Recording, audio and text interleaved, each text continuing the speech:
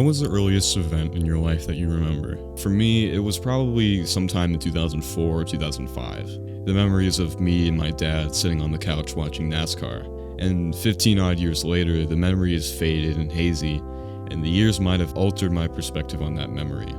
As I reflected on those early years of my life, I began to see the 2000s and subsequently the rest of my childhood very vividly, and I remembered a lot of things that I didn't even know I forgot.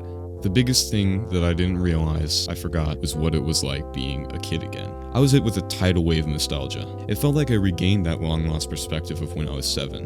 What the rest of this video is trying to accomplish is going to be an accounting of those long-lost emotions and memories, which makes our childhood truly special, and why we absolutely cannot forget that. And to preface, I am by no means old. At the time of me writing this, I'm still 16. I'm a junior in high school. I'm not a jaded adult who's forgotten everything about his childhood, but somehow there was still something that I forgot. At some point, there was a transition from the way I looked at the world when I was 10 to the way I looked at the world now, and it was so gradual that I forgot what I used to be like. I no longer had outrageous ideas for video games. I was no longer entertained by little things. I got angrier. I got stressed. I stopped playing outside. I stopped making as many memories. I became less silly and more conscious of what people thought of me. All the while this was happening, my childhood memories were laying there dormant, waiting for a time where I could reflect and see it all again. You know, there was still a part of me down there that knew who I was, and I'm so incredibly glad I found it. When I was about 7 to maybe 11 years old, I lived in a small town of about 250 people. Yeah, I'm not joking. I have more subscribers than that town has residents. I had 3 best friends, Gavin, Nick, and Tristan. You know, we made our own fun.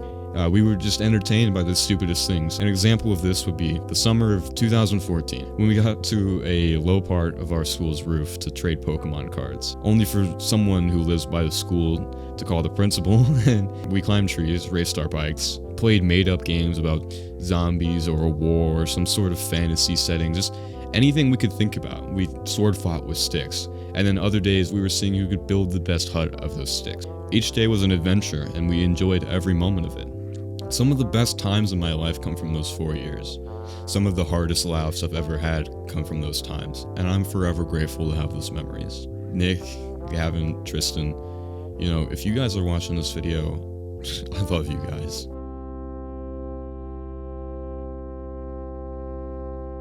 You know, and then middle school. And for the first time in my life, I was a fucking dick. You know, I became self-conscious of myself, and I became ashamed of how childish I was, or how cringy I was.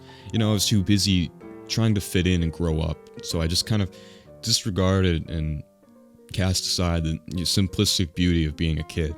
I began to daydream less, you know, I became different without even realizing. You know, and that person was my new norm, and by the time I got into high school, I completely forgot what I was like just 4 years before. I was too busy chasing goals and working, I forgot what it was like just to be content living in the moment.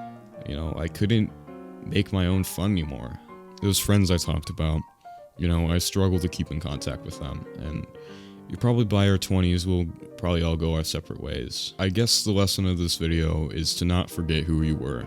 Don't forget the wonder and curiosity you had in your childhood. Treasure the memories you made and just make some new ones. And I often see the present as a purgatory, and I'm waiting for it to be over so that I can live a better life in the future. And I think rediscovering my childhood memories and mindset made me realize that the present is the time to make memories. The present is the time to live life and have fun. Life and the present doesn't have to be this trial that you have to overcome.